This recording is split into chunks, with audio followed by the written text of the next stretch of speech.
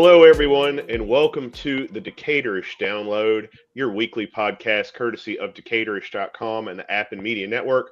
I'm your host, Decatorish editor and founder, Dan Wisenhunt. If you've been reading Decatorish or just news about DeKalb County in general recently, you'll know that the county has been consumed by news about possible school closures after the DeKalb County School District released its first round of redistricting scenarios. The redistricting process, known as the Student Assignment Project, has been in the works for more than a year. There were 27 schools on the initial scenario list. 26 of those were elementary schools. The proposal also includes the expansion of 11 schools. The reason we're having this discussion, the school district has more seats than kids. So we've got about 110,000 seats and 92,000 students. So they're trying to find a way to utilize that space more efficiently. Joining us tonight, our Student Assignment Project Committee member, David Felfoldi. David, how are you this evening? Well, thank you. Thank you for joining us. And Rockbridge Coalition Chair, Lance Hammonds. Lance, how are you this evening? Doing great, guys. Thanks for the invite. Thank you for joining us. And bringing us up to speed tonight is our very own education reporter, Jim Bass. Jim, how are you, sir? I'm doing well. How are you? Doing great. Glad you could all join us. To those of you who are joining us online, if you want to ask a question, jump in the comments and ask. We'll try to answer it as best we can. We've got some really knowledgeable people up here who'll be happy to listen to what you have to say. Jim, bring us up to speed. We got the gist of it from the intro. There's a list out there. What's the latest news on this? What's been happening? Well, since then, the list came out about February 11th, February 12th, depending on who you're asking. The list comes out, 27 schools on it, 26 of which elementary schools, 1 middle school. The 11 expansions, mostly all of them are in North DeKalb. There's a lot going on. A lot of communities are kind of, not outrage. Well, there's some outrage going on. There's been feedback sessions since then, 4 in person, 4 virtual, that all happened last week. And those have gone interestingly, definitely some tense moments in some points. Like I know the Cross Keys one had a lot of people come out for Ashford Park in support, which is a school that was closing that is currently undergoing a lot of renovations.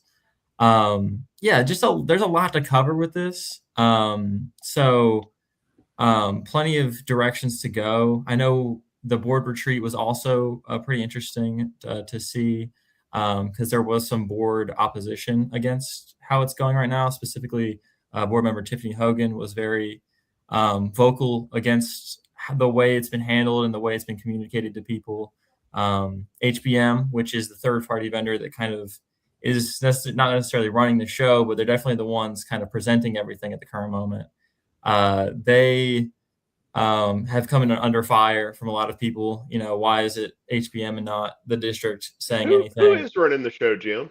Who's running the show? Well, that's a good question. I guess if you consider the district's leader, and it'd be Sarita Smith, the executive director of student assignment. She would be considered the one running the show there. Dr. Horton, former superintendent Dr. Horton, had brought her in from his old district in Evanston, Illinois, to kind of undergo this process. And obviously in October, he was federally indicted and had to resign. So Dr. Norman Sauce comes in, the current interim superintendent. He's very hands-off. He's decided to just let it go into the hands of operations and Sarita Smith and what the board wants him to do. And so far, he's made no real changes or efforts into changing anything in this. It has delayed the process a few months when that superintendent swap happened from December to February, but now we're coming up in March where second round is coming up, surveys are closing, and we're going to see another list come out that's most likely going to be pretty different from the first one. So we have school board elections happening right now. Very interesting moment to be having this discussion. David, you served on the Student Assignment Project Committee, and you noted on the way in, Dr. Sauce, he is a doctor, right? Dr. Norman Sauce? Yeah. Okay, good. I'm right there. He released a video about the SAP process, and you watched it. I did not have a chance before I jumped on the show. What did he say in the video? What was the news? Yeah, the main thing was a call to action for the community to get in their feedback if they haven't already by this Sunday, which is March 8th. That's the deadline for the first round of feedback. He did announce, he gave some clarity to me as well as everyone else that will be 3 rounds of scenarios. So this is the first round. This will be reviewed. I think it's 2 weeks. What they said, they're going to review it internally with the consultants, and I'm guessing Sarita Smith and her crew. Then they'll come up with another round of scenarios. There will be a feedback period. They'll then revise that one more time, and there'll be a third round. I do know that the SAP was told that we're going to meet back together again April 29th. So I'm guessing this will all happen between now and April 29th. The other things he did talk about is to add clarity. The original mission of the school assignment project is not just school closures. In fact, that's one aspect of it. It is the rebalancing and aligning schools so that we can get equitable access to all the programs. And so that's why facilities is the first thing we're looking at. And then the next thing that we're told, SAP was told, is going to be then look at boundaries. Like, how does boundaries fit into this equation now? And then the final one, which we may not even get to, is programs. And we didn't know this order as SAP committee, that this has been changing throughout the entire past 20 months. Lance, let's kind of talk about how you reacted when you saw the first round of redistricting scenarios that were released. What did you think when you saw that? Well, the first thing that jumped out at me was the map. You know, you look at the map and you see where the schools are, the possible closures could be. Most of them are south of 78. So that's the first reaction. And then you kind of get into why. So from our perspective, Rockbridge Coalition, and we're a community group of about 46 HOAs and about 8,500 households. And our goal is to, how do we preserve the quality of life in our neighborhoods? And our schools are important to the stability of all the neighborhoods. So when we looked at it, we said, well, the conversation should not have started with school closures, even though they say the potential it is, but that is the topic. We feel that the topic should have been more along the lines of enrollment recovery. Why are these families not in these areas, or why are they distributed throughout the county in a different way? Some of the conversation has been birth rates. Well, we all drink the same water, so birth rates should be uniformly across the county. It's more of a development type of thing. And in our perspective is young families enrollment follows young families. And so we need to take a deeper look at, what's going on with the development and the movement of the families within DeKalb County.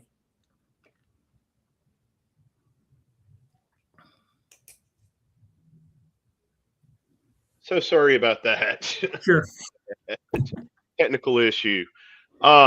Tracy Brisson says it should not have started with buildings. David, what's your reaction to the reaction that Lance and other people had when this list came out? You served on the SAP. Was that what you expected? No. So I think it helps to understand how we got to these first list of scenarios. I myself saw it that Wednesday. Every SAP member saw it. That was the first time we saw what our factors led to. And so the process, again, when we first started, the first year was putting together the guiding principles the lens by which we would look at the things that matter to us as an SAP. That was the first whole year. We did not talk about a single facility for the first year, even though some people did want to have that conversation very early. It was paused. We then looked at buildings, saying, you know what, we're going to our first round of scenarios is going to be focused on buildings. We can't do buildings and boundaries and programs. That's just way too complex. We're going to just do buildings. So we then had several meetings as a large committee, 3 hours, 4 hours sometimes, and saying, okay, these are the factors that matter the most. And there was not consensus on what those factors were, but the ones that you've heard: utilization, both current and forecasted, capacity, proximity to the nearest 3 other schools to make sure that we're not adding to transportation. So the things that they said, those were the factors. And then the agreement was a couple of these are primary and some of these are secondary. We then did some real time looking of, okay, if we gave this a 50% weight for, let's say, capacity, what does that look like? Okay, let's change that. And so we had a session with the consultants that they led. We had no clue where it was going to end up. There was no cherry picking of any facility by anyone. What I was surprised at on that Wednesday was we didn't do a lot of talking about expansions. We were only talking about what should we consider about for closures. And so when they talked about the expansions, there's 11 of them. There's things I care about that I think should be part of that conversation. Is like, we want to expand on the lots that can support the capacity. That conversation hasn't happened yet. There are also a number of facilities that are being repurposed. When I say repurposed, they effectively are being closed. We have high schools and middle schools that are being closed. High schools are becoming middle schools, and middle schools are becoming elementary schools. So those are displacement of those communities as well. So I know we talk about 26 closures, but there are more than 26 closures if you think about in this initial scenario. So there's a lot of people being impacted by this. It is a radical overhaul of the way this county school district does business, in terms of educating its kids. The big thing that got me is after Dr. Horton was indicted and got himself resigned last year, I really thought that was going to put an effective halt on the redistricting process. And it clearly hasn't. Clearly, the district has decided to move forward with that going on. But how do you think that affects the current conversation and people's faith in this process, Lance? Yeah, I don't, the empty seats started before Dr. Horton. Right. So that issue was going to be there whether he was superintendent or not. So one thing that I see, instead of the cab doing this normal thing about kicking the can down the road, they said, okay, here is the problem, let's address it. Because the district does have a enrollment problem. So they do have empty seats that they've got addressed. I think the thing that I'm most concerned about is that throughout this process, this first phase seems kind of sterile. I know it's very analytical. I get it. Yes, and we need to do it that way. But there needs to be some analysis in this process of the impact of moving these schools around. And that should be part of the conversation now, not later. Again, I think we also need to go back and say, okay, why are we in this spot? They didn't, I've heard a couple of conversations. They built the district for 110,000 children. No, it grew to 110,000 children. So that's where it is. So I think, we just need to make sure that in this conversation that there is a lot of discussion about the impact on communities. I mean, school buildings, yes, they are educational institutions, but they mean more to a community than just a school building. Because if you take a school away from a community, that impacts property values. A lot of people move to a community because of a school. Right. And so that needs to be a stronger part of the discussion now versus later.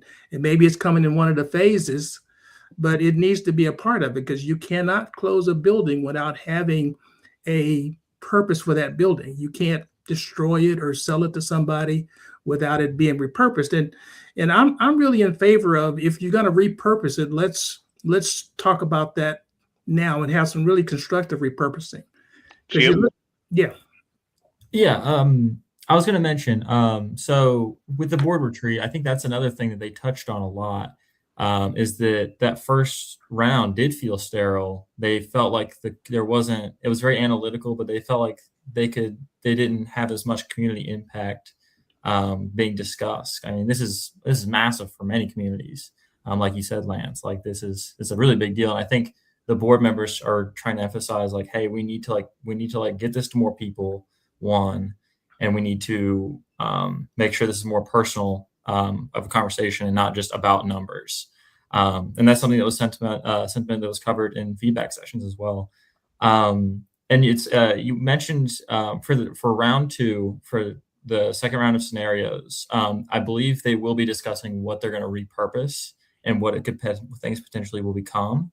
So that will be interesting to see what they reveal there.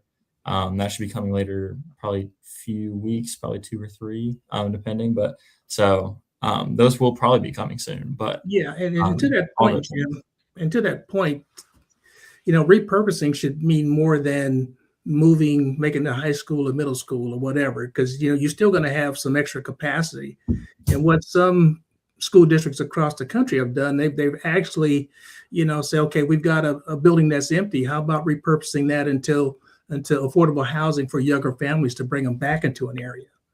So we do have a real opportunity to really change up our community if we repurpose this stuff properly.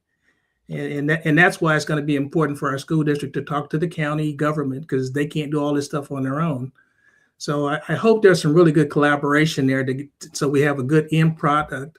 So when it's all said and done, our communities are stronger, not weaker after this process. If you're just joining us, this is the Decatur-ish Download podcast. We're having a very robust discussion about school closures. And there's a lot of people in this conversation today. Every time we talk about schools, we get just a ton of interest. I want to go through some of the comments. Real quick, Courtney asks, can you address the passing of House Bill 1308 a few weeks ago? How will the district be able to sell the buildings of market value and prioritize charter schools? I'm not familiar with that legislation. Is anybody here up to speed on it? I've heard about it. What I've heard is that, like I said, I don't have it in front of me, that in essence, that charter schools would get first dibs at public schools. Any properties, I don't know if that is the case. That should not be the case, because we as taxpayers have paid for those assets. And so that should be evaluated. And if it's to serve children, it should serve the children in our community. So that's a discussion that we really do have to have, because the assets belong to the DeKalb County community that paid for those schools. Brian asks, why is the word scenarios plural used when there's only one option being presented? David, you want to jump on that one? Because this is the first scenario, and then there'll apparently be 2 more that follow. So I think the idea is to make it clear that this is one of more that will occur in the future. Dana said, I just can't understand why Phase 1 in DeKalb was so vastly different than Phase 1 in Atlanta Public Schools. APS provided full scenarios, not just a list of schools. I'm not intimately familiar with the APS process, but can somebody here weigh in? I can do a little bit. I know when APS, we cover Kirkwood, Decatur covers Kirkwood, which is, part of APS, but we don't go fully into APS. But when that happened, there was that small cluster that we kind of, started talking about. It's also conducted by HPM. HPM is doing the same, the APS closures as well. And APS's came out. It was all cluster specific. There was maps for each divided up. They all came out with what they're going to do with the buildings if it's not being used.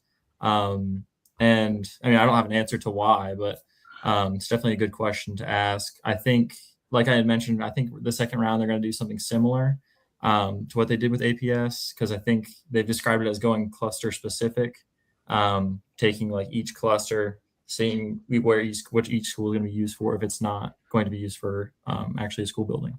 It could just be a matter of stats. Like APS is half the size of DeKalb, so there's a complexity there. They have fewer schools, so it could just be a matter of complexity. But it was never discussed. Was never clear for the SAP. Were we going to come with a consolidated scenario first? Ultimately, it emerged. We're going to start with facilities.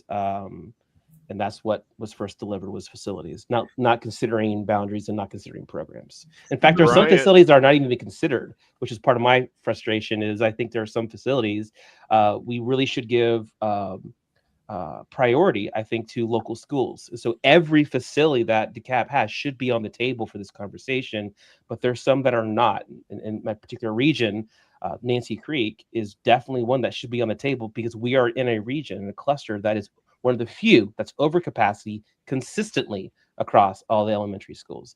And so Nancy Creek would help solve that, but right now it was not on the table for conversation in this first round. Real quick, and then we're going to jump to a quick message from one of our supporters.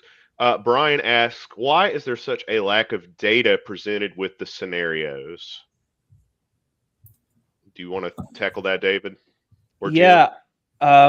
Jim, I'll let you go first. Okay, I'll let you warm up your statement. I was gonna say kind of my personal experience with it is that there is data there. It's just really hidden. It's a little bit hard to find. I have yet to figure out where the HPM dashboard is located on the DeKalb website.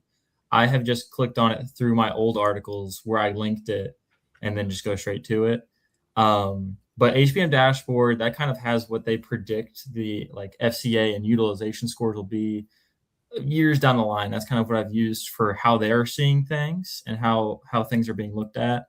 That data is, most of the data is out there, but it is kind of hard to find. I think there should be more access to it, whether it be sent out through like newsletters or whether it be kind of posted on their homepage. I think that is something that could help a lot. Well, let me just say this: if it's hard to find, it doesn't exist. How about that? Because I went to the website and all I saw was some fair-looking charts. So again, that goes to that transparency thing. If you say there's lots of data and you say this is a transparent process, then that information needs to be easy to get for everybody to see. And I think that's something that the district needs to just kind of wrap their arms around and says, okay, how can we make this thing more transparent? And David, I'm sure you've heard it. I've heard it from some SAP members that feel that, they've already made up their minds about what's going to happen. I'm going to trust the process and see where it goes. But some folks have a feeling that they've expressed to me and the Rock Ridge Coalition that their minds are already made up. I hope that's not the case. David, we'll pause on your response real quick. I want to take a minute and let people hear from one of our supporters. DeKalb County Homeowners Tax Commissioner Nicole Golden is reminding you to check your homestead exemption before the April 1st deadline. Don't have a basic exemption? Easily file online or in person now until April 1st. It's a one-time application process. Special exemptions are also available for seniors, disabled residents, and disabled veterans. You must meet all eligibility requirements to receive an exemption. Apply online, make an appointment, or check your status at DeKalbTax.org or call 404-298-4000. All right, David, what's your take on all that? Yeah.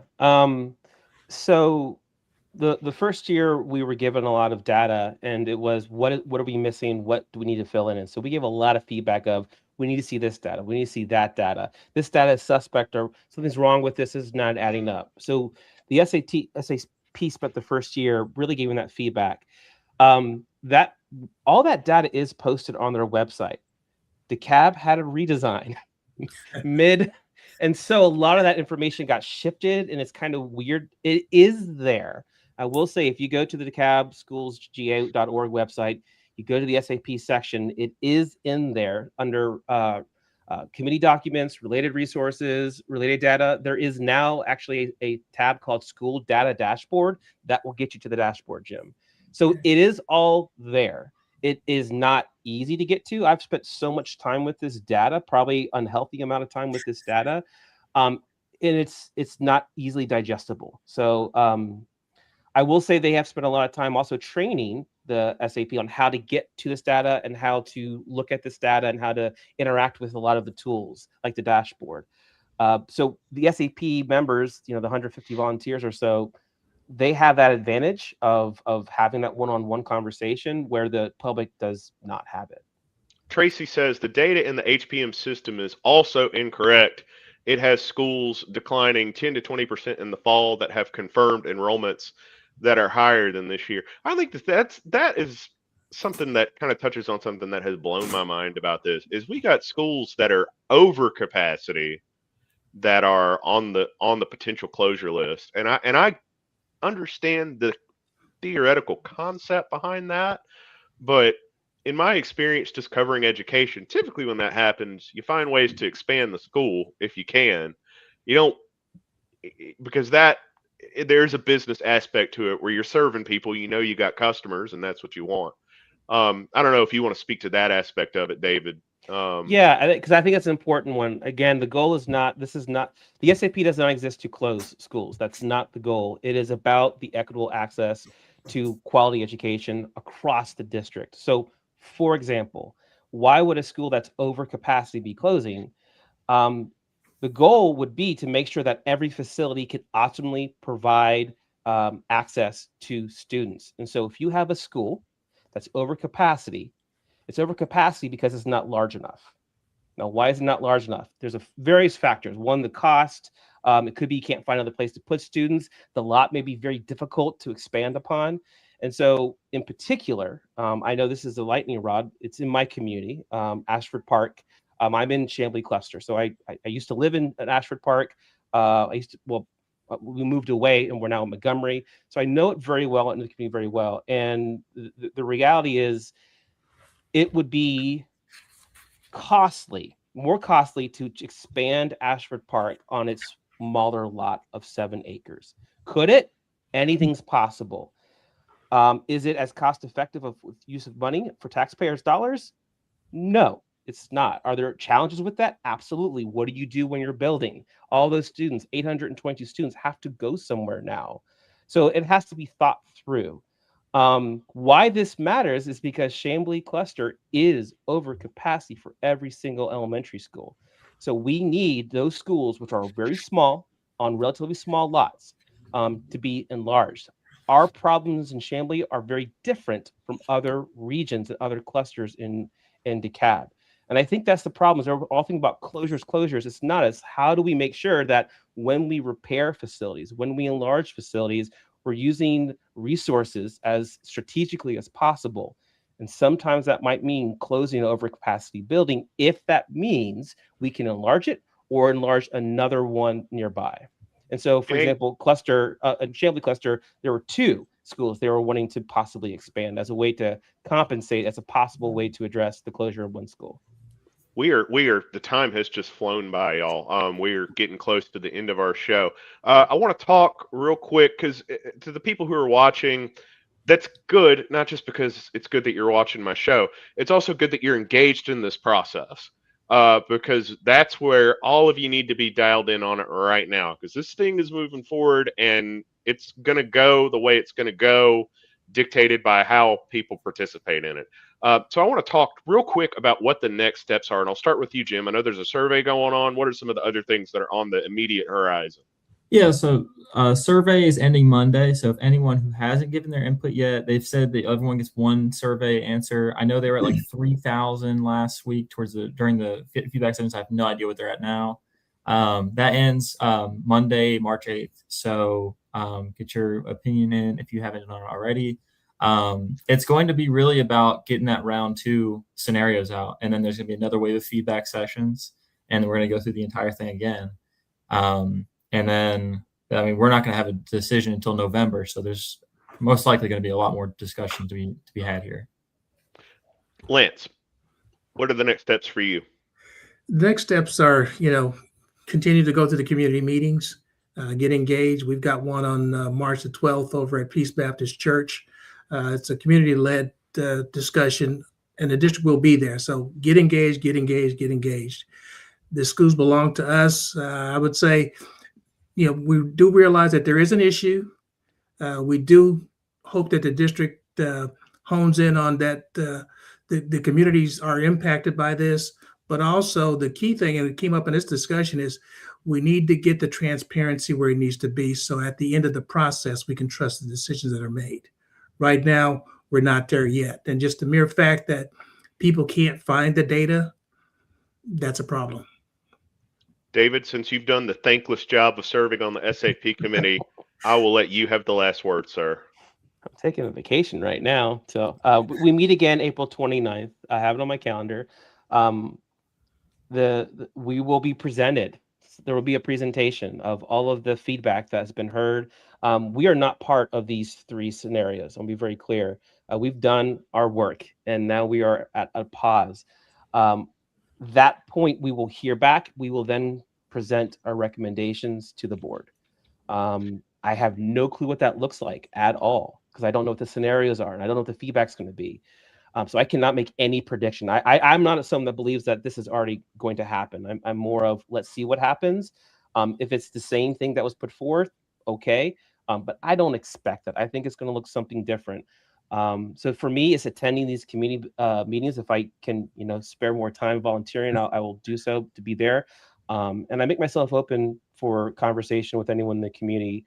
I'm pretty well known in Brookhaven, and I'm an open book. I am a fan of transparency. So to Lance, yes, that's what I'm going back with, guys. We need to do a better job.